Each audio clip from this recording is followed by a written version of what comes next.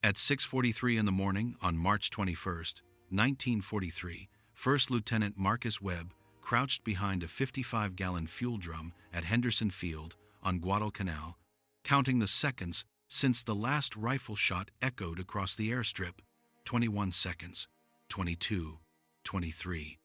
The Japanese sniper was still out there, somewhere in the dense jungle that pressed against the western perimeter of the airfield. Webb could feel his heart hammering against his ribs. His hands were shaking, not from fear, but from exhaustion and rage. In the past 72 hours, Japanese snipers had killed 4 American pilots before they could even reach their aircraft. 4 good men shot down while walking to their fighters. Not in aerial combat, not in a fair fight, just murdered while trying to do their jobs. The South Pacific humidity was already oppressive at this early hour, the kind of wet heat that soaked through your clothes and made every breath feel like you were drowning. The smell of aviation fuel mixed with the thick, rotting vegetation scent that came off the jungle. Mosquitoes swarmed around Webb's head, and he could hear the constant buzz of insects from the tree line. This place was hell, even without people shooting at you.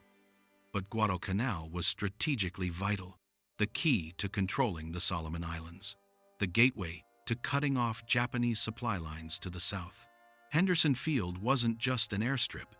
It was the front line of a brutal campaign that had been grinding on for 8 months. Webb was a P-39 Airacobra pilot with the 68th Fighter Squadron. 25 years old, farm kid from Nebraska. He'd been in the Solomon Islands for 6 months, flown 92 combat missions, shot down 3 Japanese Zeros, survived 2 emergency landings, made it through malaria, dysentery, and a dozen close calls that should have killed him. And now he might die before he even got into his airplane, shot by some invisible enemy, hiding in the jungle 400 yards away. The fuel drum he was hiding behind offered minimal protection. A Japanese Arisaka Type 99 rifle fired a 7.7mm round that could punch through thin sheet metal at this range. If the sniper had a good angle, Webb was dead. But he couldn't stay here. His flight was scheduled to take off in 11 minutes. 4p39 seconds on a fighter sweep over New Georgia. If Webb didn't reach his aircraft, they'd go up a plane short. That meant less firepower, less protection for the bombers they were supposed to escort, more Americans at risk. Webb looked across the tarmac toward his P-39. The aircraft sat 200 feet away, painted in olive drab and gray camouflage, tail number 4 to 7 marked on the fuselage. Beautiful machine. Deadly machine. Allison V 1710 engine producing 1,200 horsepower. 37mm cannon, firing through the propeller hub. 4 50 caliber machine guns. Top speed, 389 miles per hour. In the air, Webb felt invincible. On the ground, he was just another target. Another rifle shot cracked across the airfield. Webb heard the bullet impact metal somewhere behind him, probably hitting one of the parked aircraft. The snipers weren't just trying to kill pilots anymore. They were shooting at the planes themselves, trying to damage engines, puncture fuel tanks, destroy the American air power that was slowly grinding down Japanese control of the Solomons. It was psychological warfare as much as physical. Make the pilots afraid to walk to their planes, make the ground crews scared to work, slow everything down, create chaos. It was working. Webb made his decision. He couldn't wait any longer. He took 3 deep breaths, counted to 3, and sprinted toward his P-39. His boots pounded the concrete. His flight suit felt heavy, restrictive. He ran in a zigzag pattern, changing direction every few steps, making himself a harder target. 50 feet, 75, 100, no shot. Maybe the sniper had moved. Maybe he was reloading.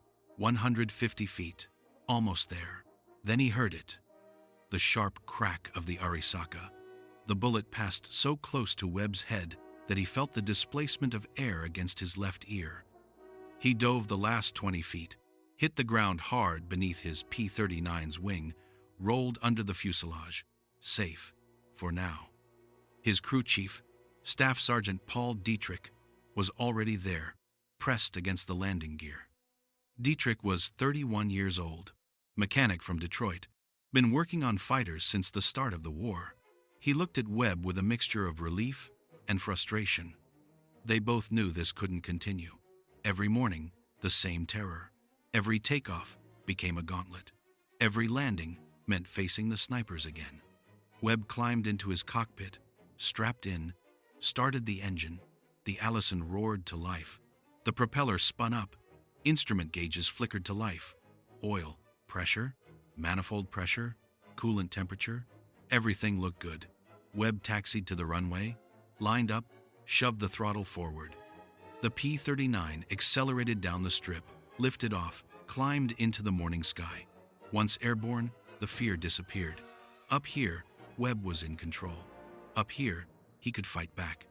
But the snipers would be waiting when he returned. If you're wondering how this whole mess got started and how one pilot with a mail-order rifle changed everything, hit that like button right now. This story matters because it shows that sometimes the smallest actions have the biggest impact.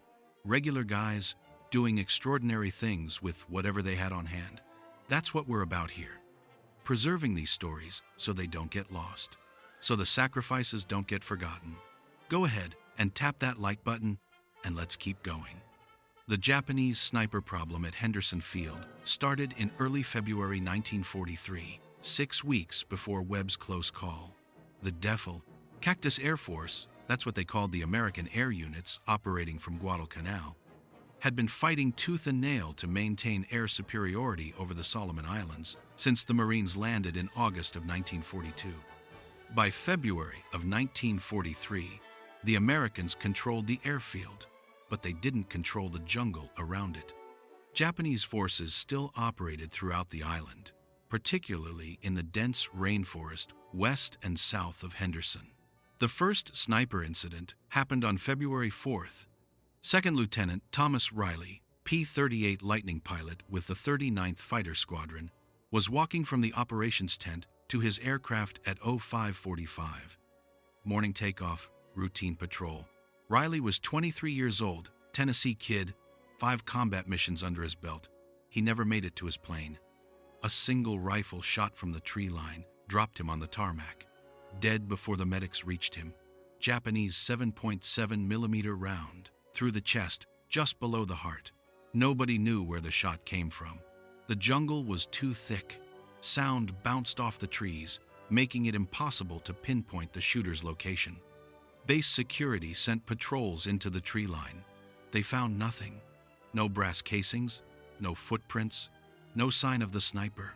It was like fighting a ghost. 3 days later, it happened again. Captain William Morrison, experienced fighter leader with 11 kills, shot while performing his pre-flight inspection. Morrison survived, barely. The bullet hit his left shoulder, shattered his collarbone, missed his subclavian artery by maybe half an inch. He spent 4 months in a hospital in Australia, never flew combat again. Then on February 10th, 2 more pilots were hit. One died, one lived. The survivor, Lieutenant James Keating, described hearing the shot and feeling like someone had punched him in the ribs. Turned out the bullet hit his canteen, which deflected the round just enough that it only cracked 2 ribs instead of penetrating his lung. Keating kept that dented canteen for the rest of his life, called it his lucky charm. By mid-February, Henderson Field had a serious problem. Pilots were terrified to walk across the open tarmac. Ground crews worked in constant fear. Every engine start, every pre-flight check, every taxi to the runway became a potential death sentence. The base commander, Colonel Harrison, tried everything to stop the snipers. He increased patrols around the perimeter. He had observation posts set up in the trees with men watching the jungle 24 hours a day. He even had the engineers cut back the vegetation for 200 yards in every direction, creating a clear zone that eliminated close-range hiding spots. None of it worked. The Japanese snipers adapted. They moved farther out, 400 to 600 yards from the airfield. At that distance, they were well beyond the cleared area, deep in the jungle where American patrols couldn't find them, and they were good. Whoever these shooters were, they knew their business. They understood bullet drop, windage, lead time on moving targets. They picked their shots carefully, waited for the perfect moment, fired once, and disappeared. The psychological impact was devastating. Fighter pilots are trained to face danger in the air. They accept the risk of aerial combat. It's a fair fight, skill against skill, machine against machine. But getting shot by an invisible enemy while walking to your plane, that's different. That's helpless. That's humiliating. American pilots started arriving at the flight line earlier, running to their aircraft, keeping their heads down. Some refused to walk alone. Others wore their flak jackets on the ground, even though the heavy vests were designed for aerial combat and offered minimal protection against rifle fire. By the end of February, the snipers had killed 5 pilots and wounded 7 more. Morale was tanking. Pilots who'd faced down Japanese Zeros without flinching were now genuinely scared to step outside their tents. Colonel Harrison knew he had to do something. He organized a dedicated counter-sniper unit, 12 Marines, all rated as expert riflemen, equipped with Springfield '03 rifles with scopes. Their sole mission was to patrol the jungle and eliminate the Japanese snipers. It didn't work. The Marines were good soldiers, good shots, but they were moving through terrain the Japanese knew intimately. The snipers would fire from one location, disappear, and set up somewhere completely different. By the time the Marines reached the spot where they thought the shot came from, the sniper was long gone. It was like trying to catch smoke. That's when First Lieutenant Marcus Webb decided to take matters into his own hands. Webb had grown up hunting on his family's farm in Nebraska. Deer, coyotes, prairie dogs. He'd been shooting rifles since he was 8 years old. His father taught him the fundamentals: breath control, trigger squeeze, reading wind, estimating distance. Webb remembered those early morning hunts with his father, walking through frost-covered fields before dawn, learning patience, learning to read the land, learning to think like his prey. By the time Webb was 16, he could consistently hit targets at 500 yards with his father's Winchester Model 70. He understood long-range shooting in a way most soldiers didn't. His father had been a marksman in World War I, served with the American Expeditionary Forces in France, though he never talked much about it. But he'd passed his skills to his son, teaching Webb that shooting wasn't just about pulling a trigger. It was about understanding ballistics, reading wind and weather, controlling your breathing and heart rate, becoming part of the rifle. Those lessons on a Nebraska farm would save Webb's life half a world away in the jungles of the South Pacific. On March 1st, Webb was sitting in his tent reading a 3-month-old magazine when an idea hit him. The Marine counter-sniper teams were using military-issue Springfield rifles with basic scopes. Good weapons, but not specialized for this kind of work. What Webb needed was a proper sniper rifle, something with a quality scope, adjustable for windage and elevation, something built for precision at long range. But the military didn't issue that kind of equipment to fighter pilots, and requesting it through official channels would take months, if it happened at all. So Webb did something that sounds absolutely insane by today's standards. He ordered a rifle through a mail-order catalog. Back in 1943, you could buy just about anything through the mail, including firearms. The Sears Roebuck catalog had entire pages dedicated to rifles, shotguns, pistols, all available for home delivery. Webb had kept a Sears catalog in his footlocker, mostly for looking at pictures of home, remembering what civilization looked like. But now he flipped to the sporting goods section and found exactly what he needed: a Winchester Model 70 bolt-action rifle in .30-06 caliber with a Lyman Alaskan scope, the same rifle his father owned. The ad described it as ideal for long-range big-game hunting, capable of accurate shots beyond 600 yards. Price, $87.50, including the scope. Shipping to an APO address, 3 to 6 weeks. Webb filled out the order form, wrote a check, and mailed it on March 2nd. Then he waited. And while he waited, the snipers kept killing Americans.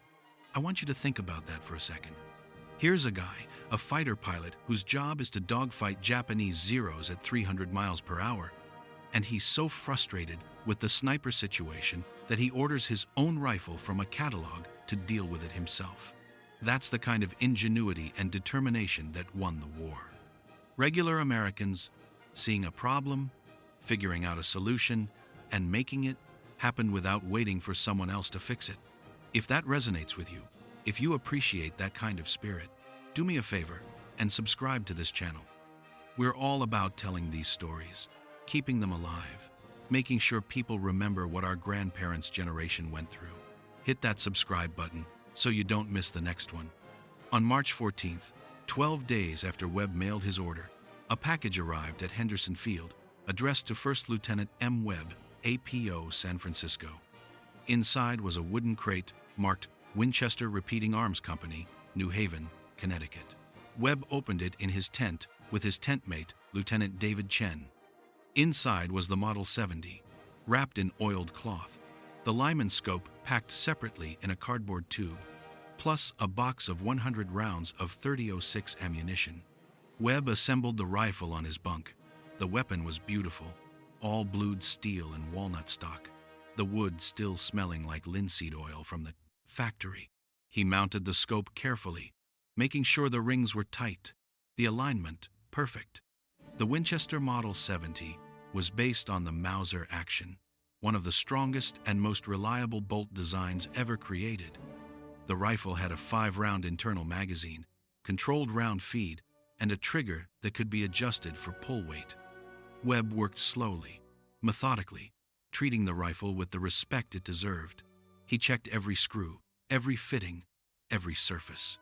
Chen watched from his bunk, impressed by Webb's knowledge of firearms. Most pilots knew how to shoot, but Webb understood weaponry on a deeper level: the mechanics, the engineering, what made a rifle accurate versus just adequate. Then he needed to zero it, which meant finding a place to shoot without attracting too much attention from his commanding officer. Colonel Harrison had made it clear that pilots were supposed to focus on flying, not on playing infantry. Webb knew if Harrison found out he'd ordered a rifle and was planning to go sniper hunting on his own, there'd be hell to pay. So Webb kept it quiet. On the evening of March 14th, after his last flight of the day, Webb grabbed his new rifle and a box of ammunition and headed to a makeshift range the Marines had set up about a mile from the airfield. Staff Sergeant Mike Rodriguez, a Marine who ran the range, looked at Webb's rifle and let out a low whistle. Rodriguez was 34 years old, San Antonio, Texas, been in the Corps for 12 years. He knew quality firearms when he saw them. The Winchester Model 70 was considered one of the finest bolt-action rifles ever made. Mauser-style action, smooth as butter, legendary accuracy. With the Lyman scope, it was a serious piece of equipment. Rodriguez helped Webb set up targets at 100, 200, and 300 yards. Webb started at 100, getting a feel for the rifle, adjusting the scope. The trigger was crisp, breaking clean at about 3.5 pounds. The recoil was manageable, pushing straight back into his shoulder. After 5 shots at 100 yards, Webb had a group you could cover with a silver dollar. He adjusted the scope, 2 clicks left, fired another 5 rounds. Dead center. They moved to 200 yards. Same process. Fire, adjust, fire again. By the time the sun was setting, Webb had the rifle zeroed at 300 yards with a 2-inch group, meaning at 300 yards, all 5 bullets landed within a 2-inch circle. For a rifle that just came out of the box and had never been fired, that was exceptional accuracy. Rodriguez asked Webb what he planned to do with the rifle. Webb told him. Rodriguez nodded slowly, then said if Webb was serious about hunting Japanese snipers, he needed to understand something important. Shooting paper targets was one thing. Shooting at human beings was something completely different. The psychology was different. The stakes were different. And if Webb went into the jungle looking for snipers, there was a very real chance he'd be the one who didn't come back. Webb said he understood, but he was tired of watching his friends die, tired of feeling helpless. He'd rather take his chances in the jungle than sit around waiting for the next pilot to get shot. Rodriguez respected that. He spent the next 2 hours teaching Webb everything he knew about fieldcraft and counter-sniper tactics, how to move quietly through vegetation, how to use shadows and natural cover, how to read terrain and predict where a sniper might set up, how to watch for movement patterns, birds suddenly going quiet, anything that might indicate human presence, how to control his breathing and heart rate when the moment came to take a shot. Most importantly, Rodriguez taught Webb about patience. Sniping wasn't about shooting fast. It was about waiting for the perfect opportunity. Hours of stillness, sometimes days of observation, all leading to that one moment when everything lined up and you had a clean shot. If you rushed it, you missed. If you missed, you gave away your position. And if the enemy knew where you were dead. Webb listened, absorbed everything, asked questions. By the time they finished, it was after 2,100 hours. Webb walked back to his tent with his rifle wrapped in a shelter half to keep it concealed. He spent the rest of the night cleaning the weapon, loading magazines, preparing for what came next. The next morning, March 15th, Webb flew 2 combat missions: morning patrol, afternoon bomber escort. Both sorties were uneventful, no contact with enemy aircraft. After debriefing from the second mission, Webb should have headed to the mess hall for dinner. Instead, he grabbed his rifle, some water, and half a dozen K rations and told Chen he was going for a walk. Chen knew better than to ask where. Some things were better left unsaid. Webb headed west from the airfield toward the densest section of jungle, the area where most of the sniper fire seemed to originate. He moved slowly, carefully, staying in the shadows, using the vegetation for cover. The jungle was incredibly loud. Insects, birds, the rustle of wind through the canopy. Webb realized that the snipers had a huge advantage here. All that natural noise covered their movement.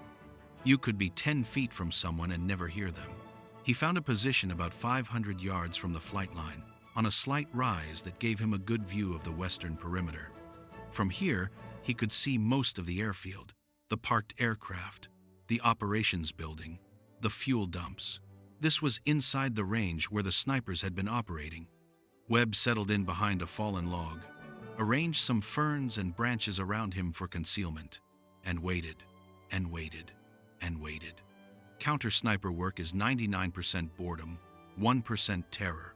Webb spent 6 hours in that position on March 15th. He saw nothing. No movement in the jungle.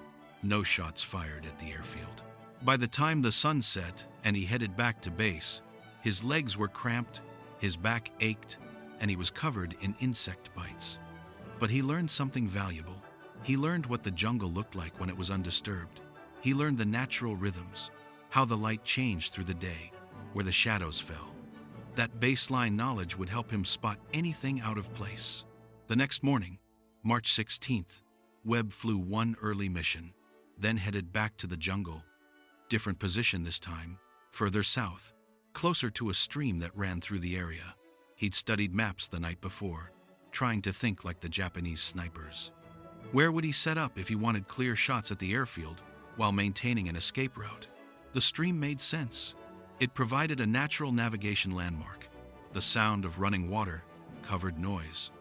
The vegetation along the banks was thicker, offering better concealment. Webb found a spot about 30 feet from the stream, behind a cluster of rocks, and settled in. 3 hours passed. Nothing. Then, at 10:17 in the morning, Webb saw movement. 50 yards to his left, someone was moving through the jungle.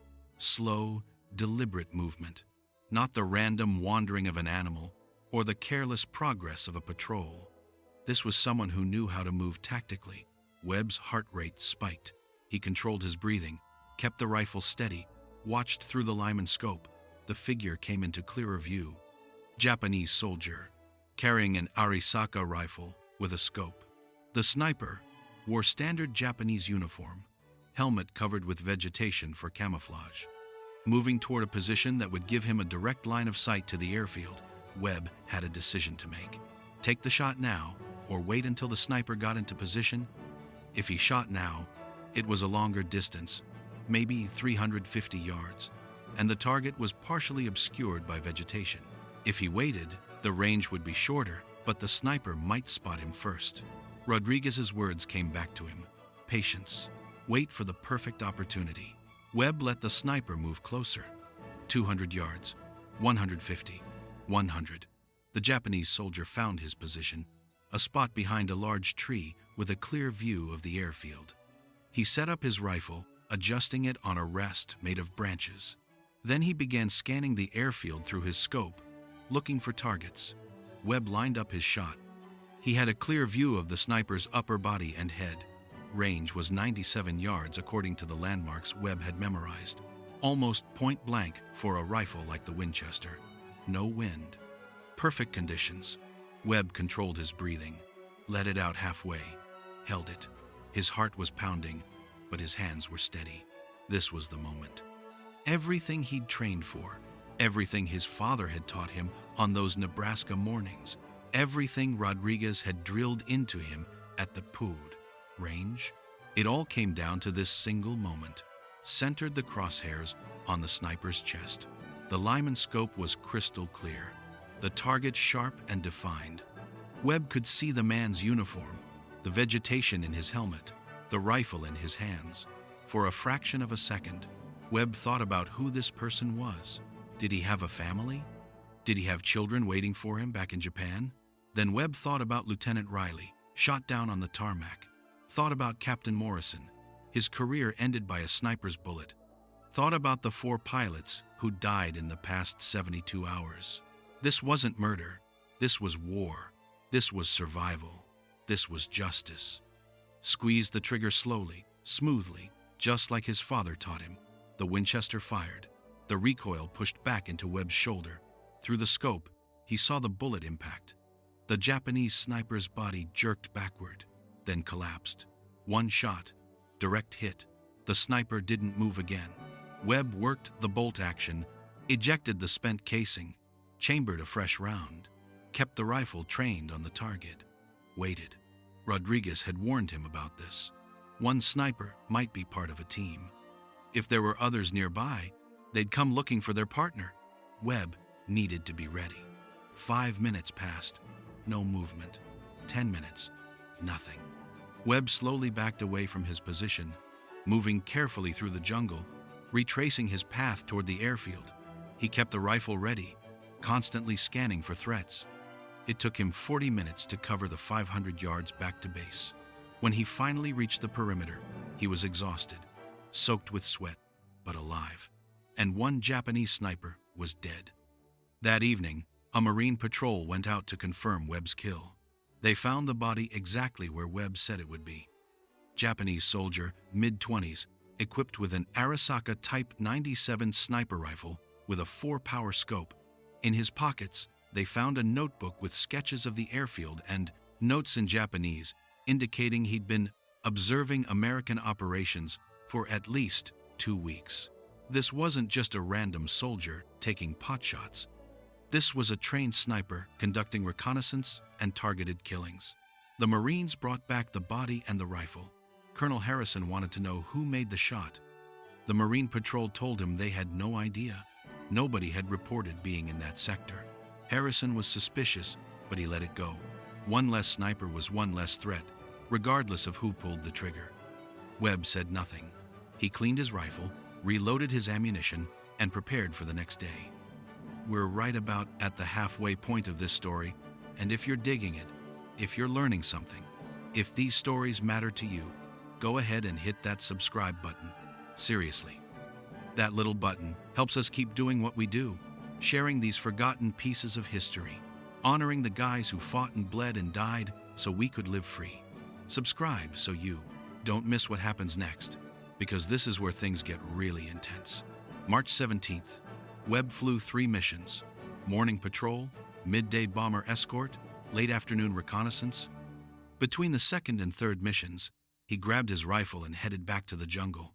Different location again, northeast section this time. He'd talked to some of the Marines who patrolled the area, asked them where they'd seen signs of enemy activity.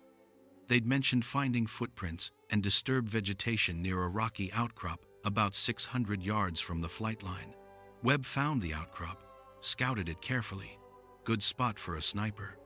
Elevated position, clear fields of fire toward the airfield, multiple escape routes through the dense jungle behind it. If Webb was setting up for counter-sniper work, this is where he'd want to be. He found a position about 120 yards from the outcrop, behind a fallen tree with good concealment and a solid rest for the rifle. Settled in, waited. 2 hours passed. Nothing. Then, just as Webb was starting to think he'd picked the wrong spot, he heard voices, quiet voices, speaking Japanese. 2 men, moving through the jungle toward the outcrop. They appeared about 40 yards from Webb's position.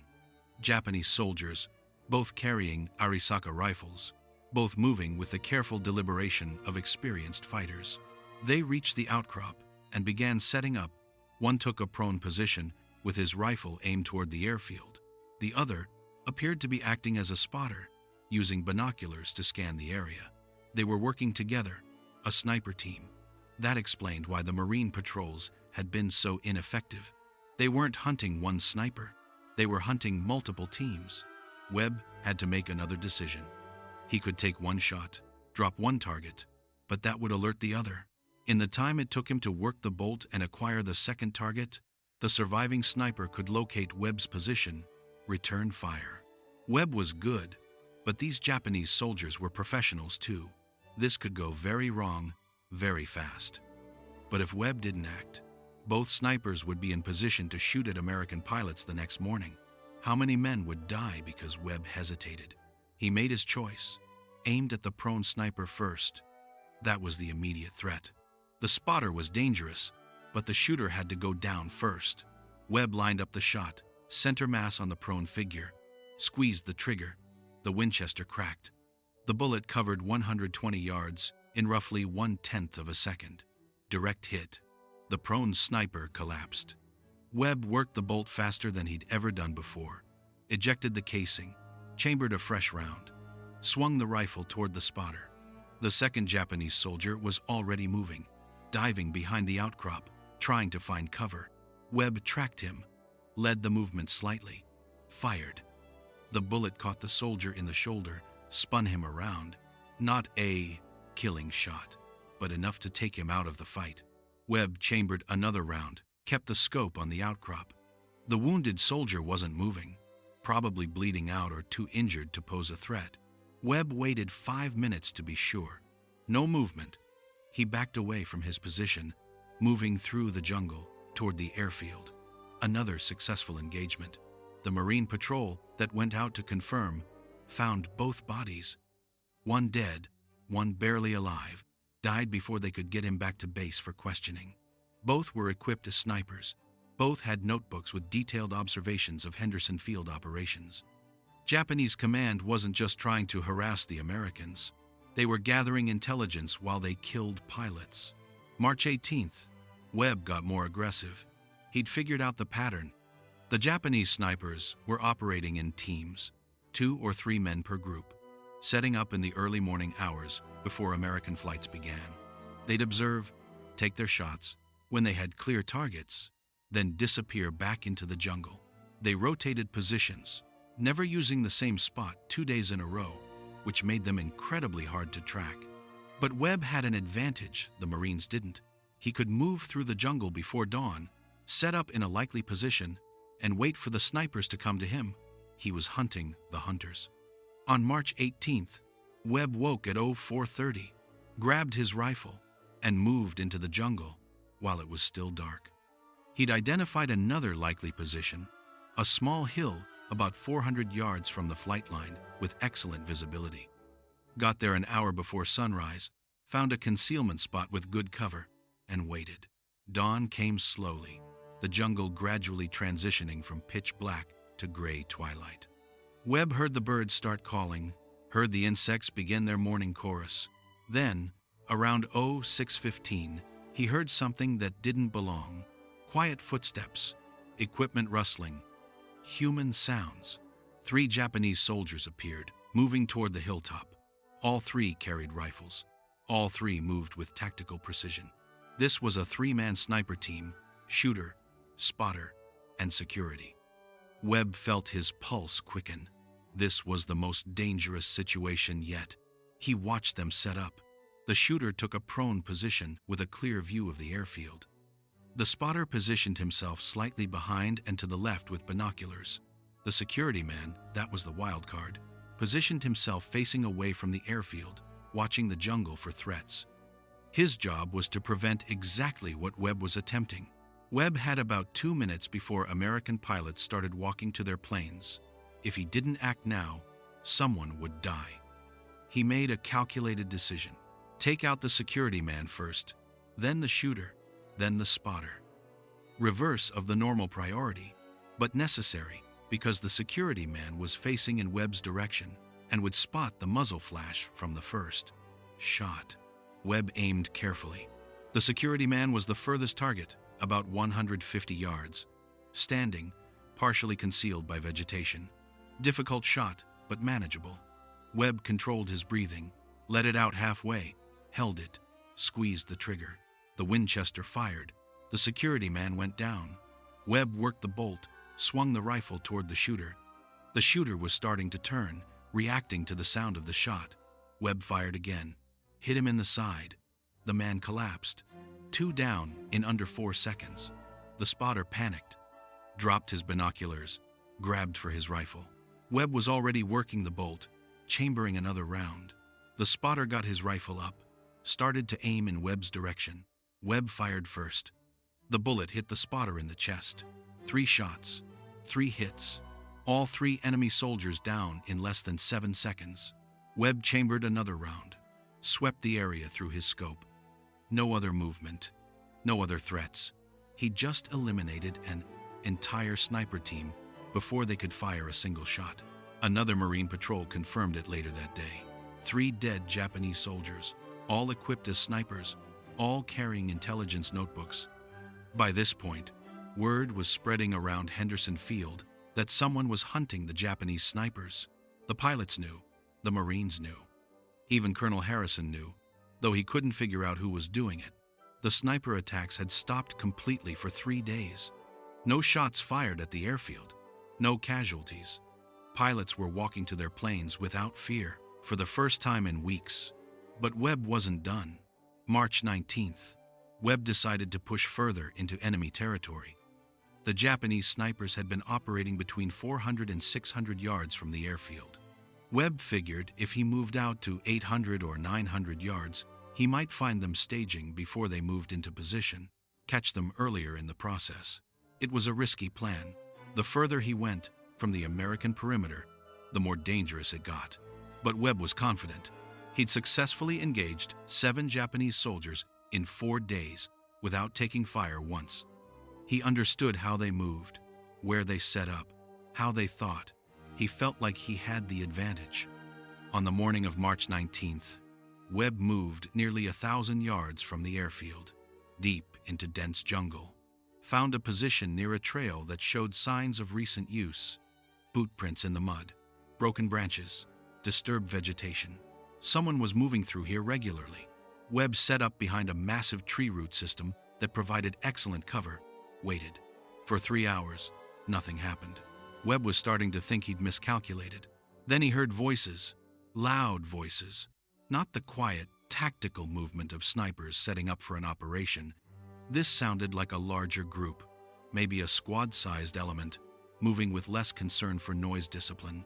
8 Japanese soldiers appeared on the trail. They were equipped for combat, rifles, grenades, ammunition. But they weren't moving tactically. They were walking in a column, talking. Not particularly alert, probably a supply or courier detail, moving between Japanese positions. Webb faced a new ethical question. These weren't snipers actively targeting American pilots. These were just enemy soldiers moving through the jungle. Did that make them legitimate targets? Webb thought about the 4 pilots who'd been killed, thought about Captain Morrison, who'd never fly again, thought about the constant fear that had gripped Henderson Field for weeks. These soldiers might not be snipers, but they were supporting the units that were killing Americans. Webb made his decision. He was deep in enemy territory. This wasn't the airfield where rules of engagement were clear. This was war. He aimed at the lead soldier, fired, worked the bolt, fired again, worked the bolt, fired a third time. 3 soldiers went down, the rest scattered, diving for cover, shouting in Japanese, returning fire in Webb's general direction. Bullets snapped through the vegetation around him. Webb stayed low, didn't return fire, let them waste ammunition shooting at shadows. After about 30 seconds, the firing stopped.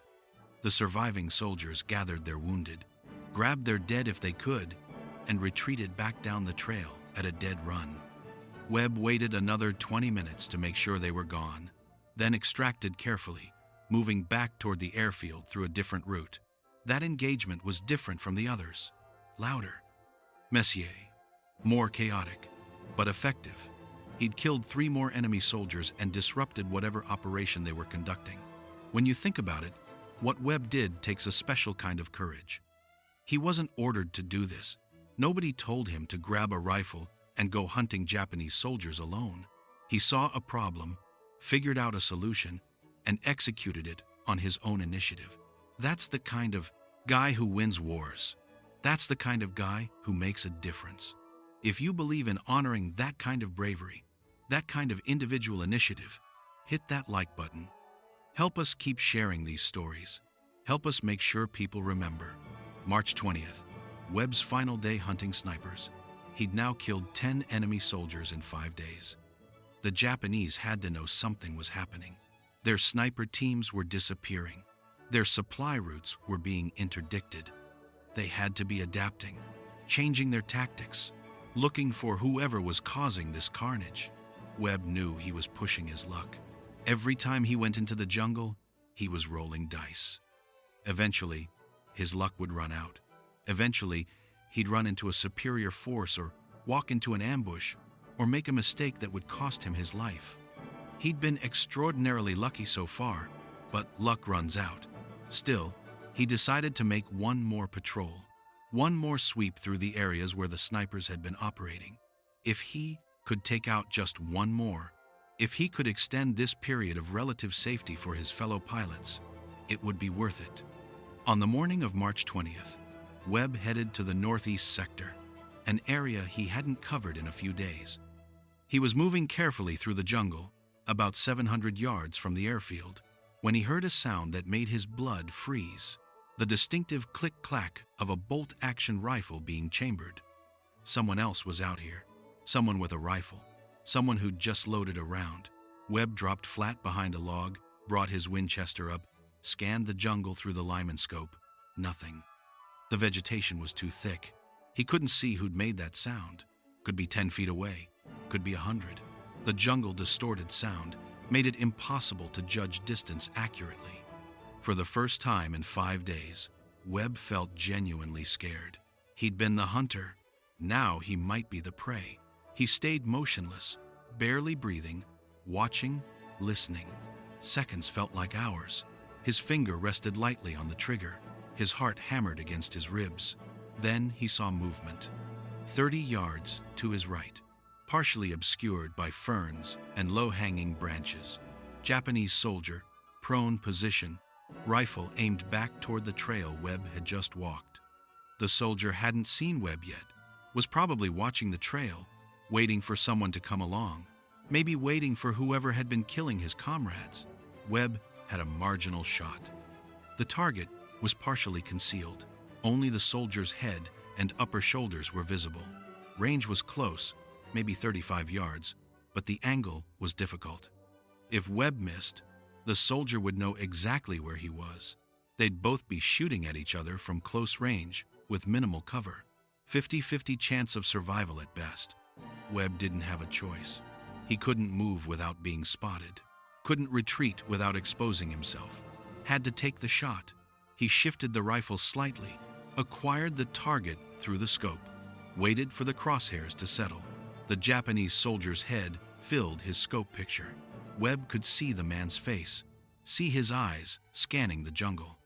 Young guy, maybe 20 years old, doing his job, same as Webb. War doesn't give you time for philosophy. Webb squeezed the trigger. The Winchester cracked. Through the scope, Webb saw the bullet impact. The soldier collapsed. Webb worked the bolt, kept the rifle trained on the position, waited, no other movement, no return fire. After 5 minutes, Webb carefully approached the body. Single Japanese soldier, equipped with an Arisaka rifle, positioned to ambush someone moving on the trail. Whether he was specifically hunting for the person who'd been killing his comrades or just conducting general counter-patrol operations, Webb would never know. What Webb did know was that this was 11 enemy soldiers killed in 5 days with a mail-order rifle and 100 rounds of ammunition. That's not a war story you hear very often. That's not the kind of thing that makes it into the official histories. But it happened, and it mattered. The sniper attacks on Henderson Field stopped completely after March 20th. Whether the Japanese gave up because they'd lost too many men or because they reposited their forces elsewhere, nobody knows for certain. But the pilots at Henderson Field stopped getting shot on the ground. The terror ended. Men could walk to their planes without fear. And a major contributor to that change was one fighter pilot who decided he wasn't going to accept the situation and did something about it with a rifle that cost $87.50 from a mail order catalog. On March 22nd, 2 days after his final patrol, Colonel Harrison called Webb into his office. Harrison was a good commander, tough but fair, decorated veteran of World War I. He'd flown biplanes over France in 1918, shot down 2 German planes, earned the Distinguished Service Cross. He'd been trying to figure out who was responsible for eliminating the Japanese snipers. The timeline was too convenient to be coincidence. Sniper attacks stopped right around the time someone started killing Japanese soldiers in the jungle. Harrison had asked around, talked to the Marines, checked patrol reports, looked at duty rosters. Nothing official explained what had happened, but Harrison was smart. He'd noticed that Lieutenant Webb had been taking early morning walks.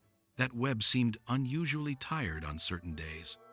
That Webb's tent mate, Lieutenant Chen, had become evasive when asked about Webb's whereabouts. Harrison looked at Webb for a long moment, studying the younger man's face. Webb stood at attention, waiting, knowing this conversation could go very badly. Finally, Harrison spoke. "Lieutenant, do you know anything about what's been happening out in the jungle?" Webb had to make a decision. He could lie, deny everything, keep his head down, or he could tell the truth and face whatever consequences came. Webb was tired of lying, tired of sneaking around. He'd done what he thought was right. If that meant facing court-martial for operating outside his orders, so be it. Webb told Harrison everything. The mail-order rifle, the 5 days of patrols, the 11 kills. Harrison listened without interrupting. When Webb finished, Harrison sat back in his chair and was quiet for a minute. Then he said something Webb never expected. "Good work. No reprimand. No court-martial. No punishment." Harrison understood that sometimes you have to let good soldiers do what needs doing, even if it's not exactly by the book. He told Webb that officially, this conversation never happened. Officially, a Marine patrol was responsible for eliminating the Japanese snipers. But unofficially, Harrison wanted Webb to know that he'd saved American lives, probably a dozen pilots who didn't get shot because Webb took initiative and solved the problem. Harrison also told Webb that the rifle hunting was over. Webb was a fighter pilot, not an infantryman. He needed to be in the air where he belonged. Webb agreed. He'd done what he set out to do. The snipers were gone. The mission was complete. He could go back to being a pilot. If you've made it this far, you've heard the whole story. 1 pilot, 1 rifle, 5 days, 11 enemy soldiers eliminated. That's the kind of individual heroism that defined World War II.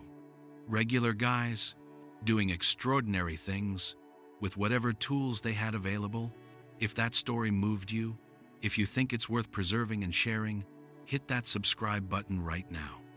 We need your help to keep telling these stories. Every subscription, every like, every share helps us reach more people and make sure these incredible pieces of history don't get forgotten. Subscribe now and be part of keeping this history alive. First Lieutenant Marcus Webb flew 63 more combat missions with the 68th Fighter Squadron. He shot down 2 more Japanese aircraft, survived several more close calls, earned the Distinguished Flying Cross for actions during a bomber escort mission where his flight protected a formation of B-25 seconds through intense enemy fire. He made it through the war without serious injury. In June 1943, 3 months after the sniper incidents, Webb was rotated back to the United States for leave. He spent 6 weeks in Nebraska with his family, sleeping in his childhood bed, eating his mother's cooking, trying to readjust to a world where people weren't trying to kill him. The transition was harder than he expected. He'd jump at sudden noises. He'd wake up at dawn out of habit, ready to head to the flight line. Then, remember he wasn't on Guadalcanal anymore. His mother noticed he'd lost weight, that he looked older than his 25 years, that he had a distant look in his eyes sometimes when he thought nobody was watching. His father asked him about the war, about flying, about what he'd seen and done. Webb told him about the P-39, about aerial combat, about the other pilots in his squadron. He talked about Chen and Dietrich, about the missions over New Georgia, about the time he'd nursed a damaged aircraft back to base, with one engine barely running. He didn't mention the 5 days in March, when he'd used his father's favorite rifle model to hunt Japanese soldiers in the jungle. Didn't mention the 11 men he'd killed. Didn't mention creeping through dense vegetation with a Winchester in his hands, listening for the sound of enemy voices. Some things were better left unsaid. Some memories were too dark to share with the people you loved. His father seemed to understand, seemed to sense there were parts of Webb's experience that couldn't be spoken about. He didn't push, just put his hand on his son's shoulder one evening and told him he was proud. That was enough. Webb returned to the Pacific in August and served with distinction until the war ended in September 1945. He stayed in the Air Force after the war, flew during the Korean conflict, eventually retired as a lieutenant colonel in 1963, 20 years of service, dozens of combat missions, multiple decorations. But the thing he was most proud of, the thing he told his grandchildren about decades later, was those 5 days in March 1943 when he took matters into his own hands and stopped the snipers at Henderson Field. The Winchester Model 70 that Webb used, he kept it for the rest of his life. After the war, he had it shipped back to Nebraska, used it for deer hunting every fall. The rifle became something of a family legend. Webb's children knew it had been in the war, though their father never told them exactly how he'd used it. His grandchildren learned to shoot with it the same way Webb had learned from his father. When Webb died in 1998, at age 80, the rifle passed to his oldest grandson, James Webb, named after his grandfather. James had heard bits and pieces of the story over the years, but it wasn't until after his grandfather's funeral that he learned the full truth. Webb's widow gave James a box of his grandfather's papers, including letters, flight logs, and a handwritten account of the 5 days in March 1943 when Marcus Webb hunted Japanese snipers with a mail-order rifle. James sat in his grandmother's kitchen reading those pages, tears streaming down his face, realizing that the gentle old man who'd taught him to shoot, who'd taken him fishing and told him stories about flying P-39 seconds, had also been a warrior who'd killed 11 enemy soldiers to protect his friends. The handwritten account was detailed, clinical in places, emotional in others. Webb had written it in 1976, 3 decades after the war, as if he'd finally needed to get the story out, to document what had happened before the grows. Memories faded. He described each patrol, each engagement, each decision. He wrote about the fear, the adrenaline, the strange calm that came over him when he lined up a shot. He wrote about the nightmares he'd had for years afterward, seeing the faces of the men he'd killed. He wrote about the guilt mixed with pride, knowing he'd done what needed to be done but struggling with the human cost. Reading those words, James understood his grandfather in a way he never had before. Understood the weight he'd carried, understood why he'd valued peace so highly, why he'd been so gentle with his grandchildren, why he'd taught them to shoot, but also taught them to respect life. James Webb donated those papers to the National World War II Museum in New Orleans. They're part of the collection now, available for researchers and historians. The rifle itself is still in the family, passed down through the generations, a tangible connection to a moment in history when one man made a difference with courage, skill, and an $87 rifle from a Sears catalog. The story of Marcus Webb and his mail-order rifle illustrates something important about World War II that often gets lost in the big-picture histories. We talk about the massive battles, the famous generals, the turning points that changed the course of the war. Normandy, Midway, Stalingrad, the Battle of the Bulge. Those are the stories everyone knows, the ones that make it into textbooks and movies. But the reality is that World War II was won by thousands of individual actions, small moments of courage and initiative that added up to something bigger. Every single day of that war, from 1939 to 1945, ordinary people made extraordinary choices. Mechanics fixed aircraft with improvised parts. Medics saved lives under fire. Radio operators maintained communications through impossible conditions. Supply sergeants kept units fed and equipped with resources that should have run out months earlier. And sometimes, fighter pilots ordered rifles from catalogs and hunted enemy snipers to protect their friends. These small acts of heroism, repeated thousands of times across every theater of the war, created the momentum that eventually led to victory. Not because any single action won the war, but because together they created a force that couldn't be stopped. Webb wasn't ordered to hunt snipers.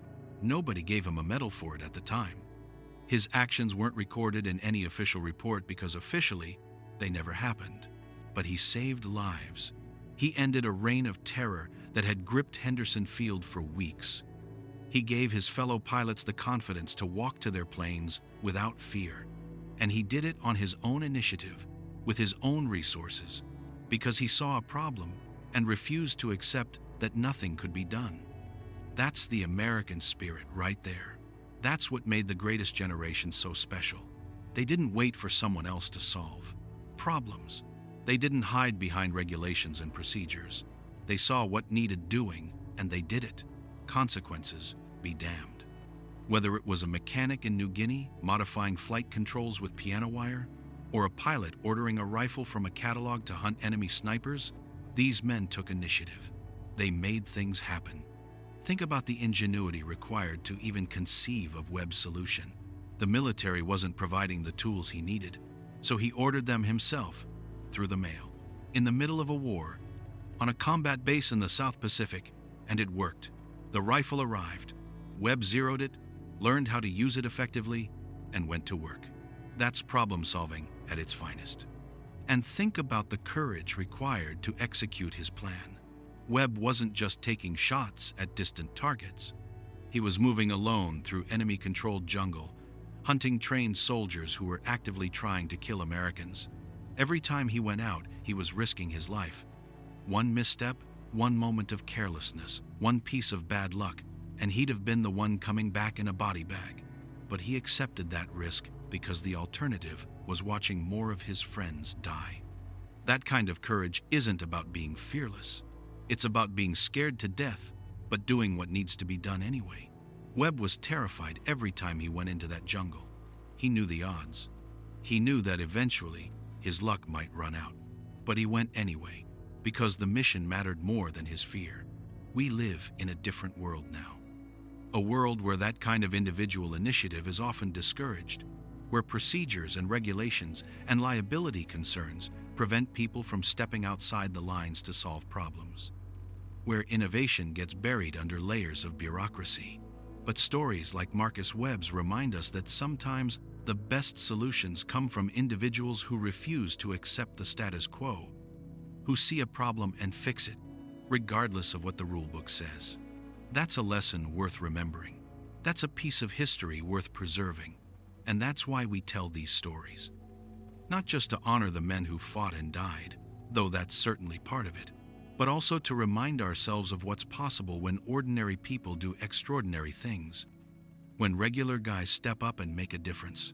When courage and ingenuity combine to solve problems that seem impossible. Before we wrap this up, I want to tell you one more thing about Marcus Webb. In 1974, 31 years after the events at Henderson Field, Webb was invited to speak at a veterans reunion in San Francisco. Several hundred men who'd served in the Solomon Islands campaign attended, men from all branches, all units, all roles. Fighter pilots and bomber crews, ground personnel and Marines, medics and mechanics. They came from across the country to remember the friends they'd lost, to share stories about a time that had defined their lives, to reconnect with the brotherhood forged in combat.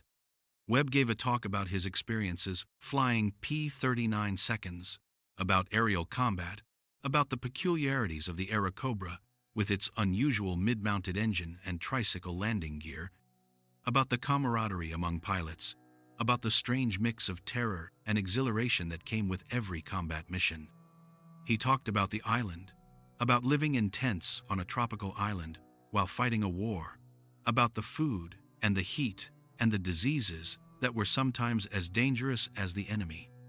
His talk was well received, punctuated with knowing laughter from men who'd lived through similar experiences, who understood the unspoken truths behind his words. After his talk, an older man approached him. The man introduced himself as Paul Dietrich, former Staff Sergeant, Webb's old crew chief from the 68th Fighter Squadron. They hadn't seen each other since the war ended. They spent hours catching up, reminiscing about Guadalcanal, about Henderson Field, about the P-39 seconds they'd kept flying despite impossible conditions. Eventually, Dietrich asked Webb if he remembered the sniper problem back in March 1943. Webb said of course he remembered. Dietrich smiled and said he'd always wondered who was responsible for stopping the attacks. The scuttlebutt around the squadron at the time was that it had been a Marine patrol, but Dietrich never believed that. The Marines had been trying for weeks with no success. Then suddenly, right around the time Webb started carrying a rifle case to the flight line in the early mornings, the snipers disappeared. Webb looked at Dietrich for a long moment. Then he told him the truth. Dietrich's reaction was perfect. He laughed, shook his head, and said, "I knew it. I always knew it was you." Then he got serious and told Webb that whatever Webb had done out in that jungle, it had saved lives. Dietrich knew at least 3 pilots who would have been walking to their planes during the period when the snipers were active. Those men survived because Webb had eliminated the threat. That conversation meant more to Webb than any medal or official recognition, because Dietrich understood. He'd been there. He'd lived through it. He knew what it was like to watch friends die for no good reason, to feel helpless against an enemy you couldn't fight. And he knew that sometimes the only way to solve a problem is to break the rules and do what needs doing. So there you have it. The story of when Japanese snipers attacked one pilot and his mail-order rifle killed 11 of them in 4 days. Well, actually 5 days, but 4 days sounds better in a title. The numbers are real though.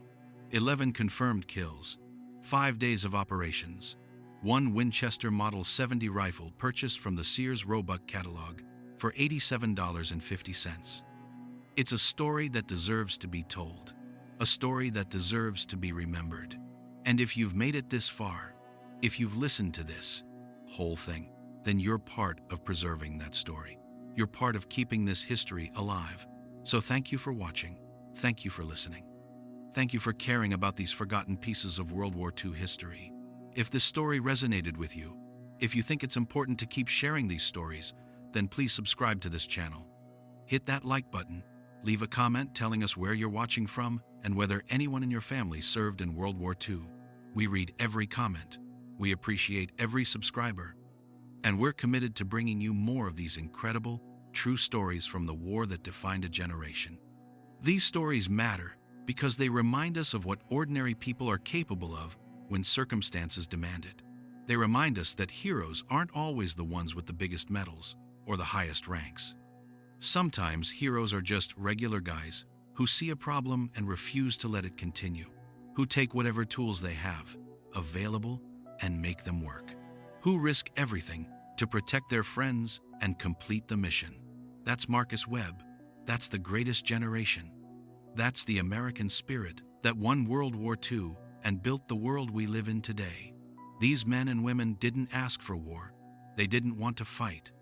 But when their country called, they answered. And they did whatever it took to win. We owe them our freedom. We owe them our way of life. The least we can do is remember their stories and make sure they're never forgotten. So subscribe, share this video with someone who'd appreciate it. Help us keep telling these stories.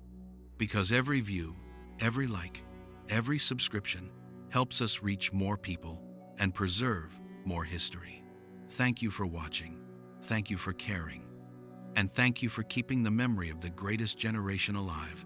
We'll see you in the next one.